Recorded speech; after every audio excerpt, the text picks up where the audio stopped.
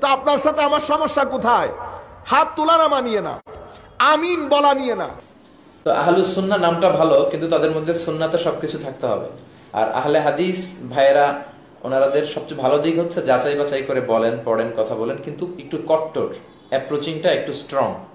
ঠিক আছে, এটা আবার ঠিক না। Simplicity is the beauty of Islam. ইসলামের একটা সৌন্দর্য হচ্ছে আত-তাইসির, সবকিছু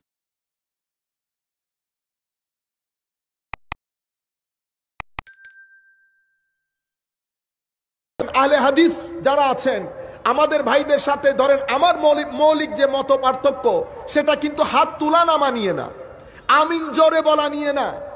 আমিন জোরে বলা, হাত তোলা নামা, এটা আমার আর আপনার মাঝখানে মূল সমস্যা না আমার ভাই। আপনার সাথে আমার মূল সমস্যা আকায়েদি, যেটার বয়স 1400 বছর, যেটার বয়স 1400 বছর। দেখবেন আমি যখন এখন আপনাকে আল্লাহর ওলির কথা বলবো, আপনি লাফ দিয়ে উঠবেন। আমি যখন মাজারাতের জিয়ারতের কথা বলবো, আপনি লাফ দিয়ে উঠবেন। আমি যখন ইসালে সওয়াবের কথা বলবো, আপনি লাফ দিয়ে উঠবেন। আমি যখন ঈদে মিলাদুন নবীর কথা বলবো, আপনি লাফ দিয়ে উঠবেন। আমি যখন উরসের কথা বলবো, লাফ দিয়ে উঠবেন। নিসবতে আউলিয়ার কথা বলবো, লাফ দিয়ে উঠবেন। লাইলাতুল বারাতের কথা বলবো, লাফ দিয়ে উঠবেন। এশকে আদবে হুব্বে মুস্তাফার কথা বলবো, লাফ দিয়ে উঠবেন। তো আপনার সাথে আমার সমস্যা কোথায়? হাত তোলা নামা নিয়ে না, আমিন বলা নিয়ে না।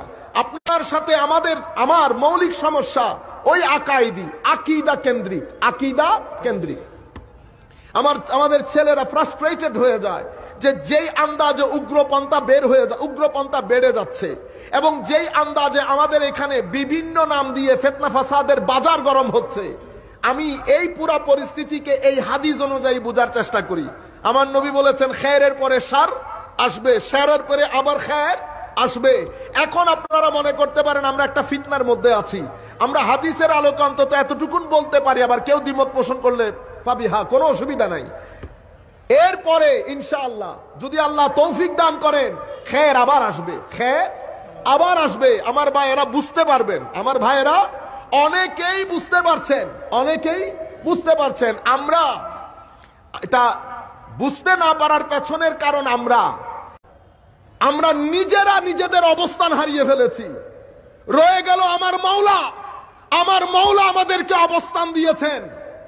আমার নবী আমাদের ইজ্জতকে এনশিওর করে গেছেন যে আমার উম্মত যদি আমার সবুজ গম্বুজের ছায়ার তলে থাকে, তো পৃথিবীর হেন কোন মায়ের ছেলে নাই যারা আমার উম্মতের সামনে মাথা তুলে দাঁড়াবে, যারা আমার উম্মতের সামনে মাথা তুলে ওয়া আনতুমুল আ'লাউন, আর কি বলবে? কোরআন বলছে ওয়া আনতুমুল আ'লাউন ইন কুনতুম মুমিনিন। তোমরা যদি মুমিন হয়ে থাকো, আমার ভাইয়েরা বলবে, হুজুর আমরা তো মুমিন। এটা আপনাদের মুখের ঈমান মুখে, ঈমান অন্তরে, ঈমান কর্মে, এই তিন জায়গার ঈমান ধারণ করে যখন কোরআনের আয়াত অনুযায়ী আমি মুমিনে হকের মর্যাদায় পৌঁছাবো, মুমিনে উলাইকা হুমুল মুমিনুনা হাক্কা। কখন? যখন মুখের ঈমান সিনার ঈমানে পরিণত হয়, সিনার ঈমান যখন আমলের ঈমানে পরিণত হয়।